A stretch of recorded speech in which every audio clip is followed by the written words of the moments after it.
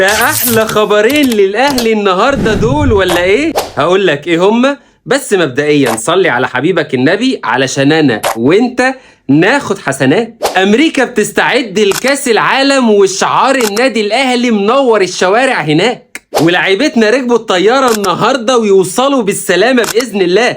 بس المفاجاه بقى قائمه النادي الاهلي بتضم 28 لاعب.